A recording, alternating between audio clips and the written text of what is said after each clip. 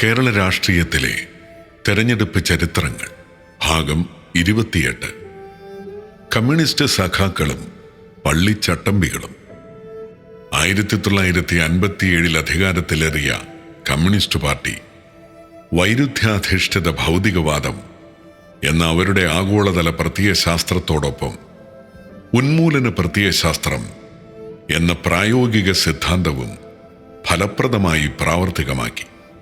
ഇതിൻ്റെ പരിണത ഫലമായി കാർഷിക മേഖലയിലും തൊഴിലിടങ്ങളിലും സംഘർഷങ്ങൾ മൂർച്ഛിച്ചു.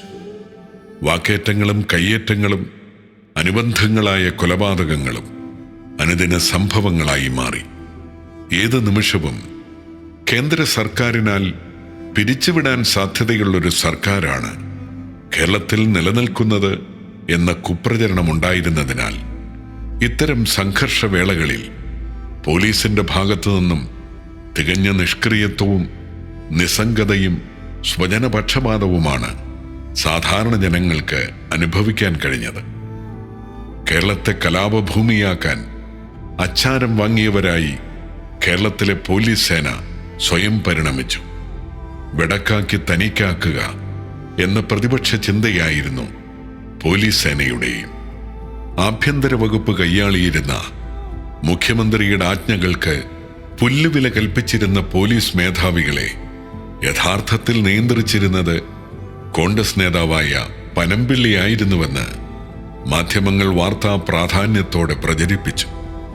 മനംമടുത്ത മുഖ്യമന്ത്രി ആഭ്യന്തര വകുപ്പ് കൈയൊഴിയാനും അതിന്റെ ചുമതല നിയമമന്ത്രി ശ്രീ VR കൃഷ്ണയ്യരെ ഏൽപ്പിക്കാനും ഇത് കാരണമായി. എന്തൊക്കെയായിട്ടും കേരളത്തിലെ തൊഴിലിടങ്ങളിലെ സംഘർഷങ്ങൾക്കും അനുബന്ധമായ കൊലപാതകങ്ങൾക്കും കുറവ് വന്നില്ല.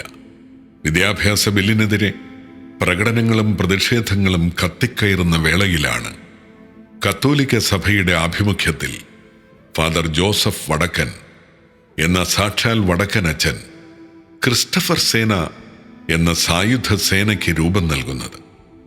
ഉന്മൂലന പ്രത്യയശാസ്ത്രം പ്രായോഗിക തലത്തിൽ പ്രാവർത്തികമാക്കിയ കമ്മ്യൂണിസ്റ്റ് സഖാക്കളെ കായികമായി നേരിടുക എന്നതായിരുന്നു പള്ളിച്ചട്ടമ്പികളെന്നറിയപ്പെട്ടിരുന്ന ക്രിസ്റ്റഫർ സേനയുടെ പ്രഖ്യാപിത ലക്ഷ്യം.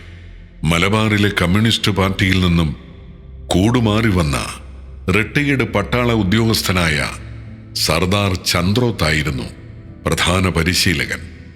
കുറുവടികളും കഠാരകളുമായിരുന്നു പ്രധാന ആയുധങ്ങൾ.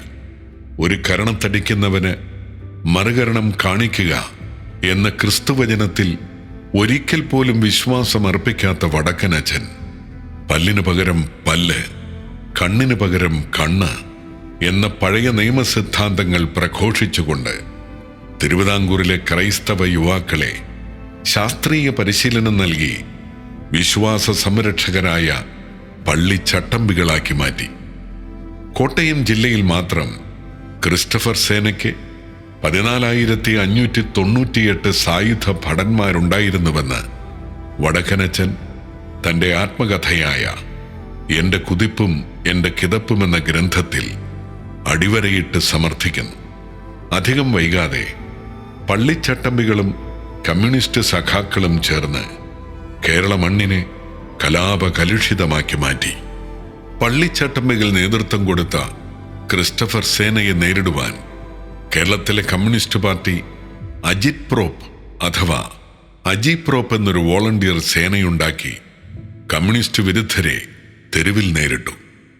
1957 ഓഗസ്റ്റ് 21 ആലപ്പുഴയിൽ തോമസ് വക്കൻ എന്ന കമ്മ്യൂണിസ്റ്റ് വിരുദ്ധൻ സഖാക്കളുടെ കുത്തേറ്റ് മരിച്ചു. ഓഗസ്റ്റ് 26 തിരുവനന്തപുരത്ത് പ്രകടനം നടക്കുമ്പോൾ ആദരണീയനായ ശ്രീ കുമ്പളത്ത് ശങ്കുപിള്ളയുടെ തലവഴി കമ്മ്യൂണിസ്റ്റ് സഖാക്കൾ ചാണകവെള്ളമൊഴിച്ചു. പഴവങ്ങാടിയിലെ പൊതുയോഗം സഖാക്കൾ കലക്കി. ആ രാത്രിയിൽ തന്നെ വടക്കനച്ചന്റെ വലങ്കയ്യായിരുന്ന ബി വില്ലിംഗ്ടനെ മാരകമായി ആക്രമിച്ചു. മറുവശത്ത് പമ്പാവാലിയിൽ സഖാവ് പാമ്പൂരിക്കൽ പാപ്പച്ചൻ എന്ന കർഷക സംഘം നേതാവ് പള്ളിച്ചട്ടമ്പികളുടെ കുത്തേറ്റ് മരിച്ചു. 1957 ഒക്ടോബർ 27 വയലാർ രക്തസാക്ഷി ദിനം വഞ്ചനാ ദിനമായി ആചരിച്ച കോൺഗ്രസുകാരെ സഖാക്കൾ പൊതിരെ തല്ലി രക്തസാക്ഷി ദിനം പൂർവാധികം ഉഷാറാക്കി.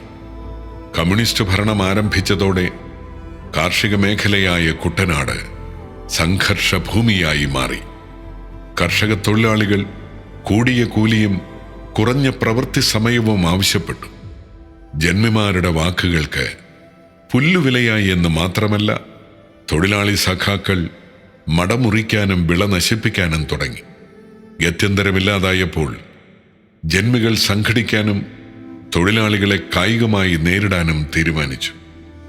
ഇലഞ്ഞിക്കൽ ജോൺ വക്കീലിന്റെ മകനും കോൺഗ്രസ് നേതാവ് ഇ ജോൺ ഫിലിപ്പോസിന്റെ സഹോദരനുമായ ജോൺ ജേക്കബ് എന്ന ഇലഞ്ഞിക്കൽ ബേബിയായിരുന്നു ഭൂവുടമകളുടെ നേതാവ്. 1958 മാർച്ച് 22 നിരണം, മേപ്ര, കടപ്പറ എന്നീ പ്രദേശങ്ങളിൽ അതിഭീകരമായ സംഘടനകൾ അരങ്ങേറി. കുഞ്ഞനെന്ന സാധുപുലയൻ പള്ളിച്ചട്ടമ്പികളുടെ കുത്തേറ്റ് മരിച്ചു. ഇലഞ്ഞിക്കൽ ബേബി അടക്കമുള്ള പ്രതികളെ തെളിവിന്റെ അഭാവത്തിൽ മാവേലിക്കര സെഷൻസ് കോടതി വെറുതെ വിട്ടു.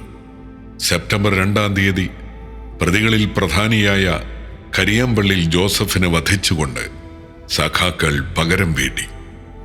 കുട്ടനാട്ടിലെ ഒരണാ സമരവേളയിൽ സമരക്കാരായ വിദ്യാർത്ഥികളെ കമ്മ്യൂണിസ്റ്റ് സഖാക്കൾ തെരുവ് യുദ്ധത്തിൽ തല്ലിച്ചതച്ചു.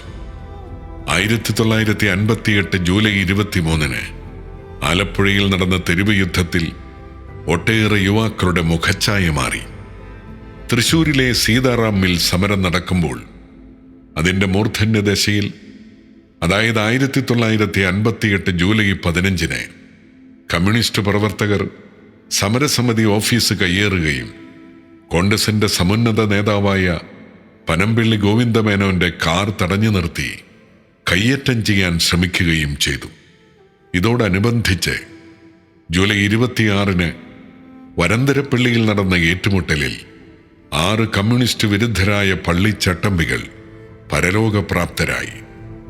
വിമോചന സമരക്കാരായ പള്ളിച്ചട്ടമ്പികൾ കമ്മ്യൂണിസ്റ്റ് ജാഥയെ കടന്നാക്രമിക്കുകയും ഗത്യന്തരമില്ലാതായ സഖാക്കൾ കഠാരയെടുത്ത് കാച്ചിയെന്നും ഫാദർ വടക്കൻ തൻ്റെ ആത്മകഥയായ എൻ്റെ കുതിപ്പും എൻ്റെ കിതപ്പും എന്ന ഗ്രന്ഥത്തിൽ സവിസ്തരം പരാമർശിക്കുന്നുണ്ട്.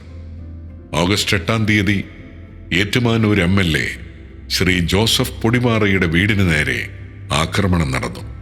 ഇതിനിടയിൽ കമ്മ്യൂണിസ്റ്റുകാർ നിയമം കയ്യിലെടുക്കുകയാണെന്നും നാടുതോറും സെൽ കോടതികൾ സ്ഥാപിച്ച് സമാന്തര നീതിന്യായ വ്യവസ്ഥ നടപ്പാക്കുകയാണെന്നും ആരോപണമുയർന്നു. 1959 മെയ് 4 ആഭ്യന്തരമന്ത്രി VR കൃഷ്ണയ്യരെ ചവറയിൽ വെച്ച് ഒരുപറ്റം RSP പ്രവർത്തകർ കയ്യേറ്റം ചെയ്തു. മെയ് 14 മുഖ്യമന്ത്രി നമ്പൂതിരിപ്പാട് താൻ തോളിൽ നിന്നിറക്കിയ ആഭ്യന്തര വകുപ്പ് കൃഷ്ണയ്യരിൽ നിന്നും എടുത്ത് താരതമ്യേന ശാന്തനും സമാധാനപ്രിയനുമായ അച്യുതമേനോനെ ഏൽപ്പിച്ചു. പകരം കൃഷി സഹകരണ വകുപ്പുകൾ കൃഷ്ണയ്യർക്കും കൊടുത്തു. അങ്ങനെ കേരളം കണ്ട ഏറ്റവും വലിയ പ്രത്യക്ഷ സമരത്തിന്റെ പ്രക്ഷുബ്ധമായ ദിനങ്ങളിൽ ക്രമസമാധാന പാലനത്തിന്റെ ഭാരിച്ച ചുമതല പാവം അച്യുതമേനോന്റെ ചുമലിലായി.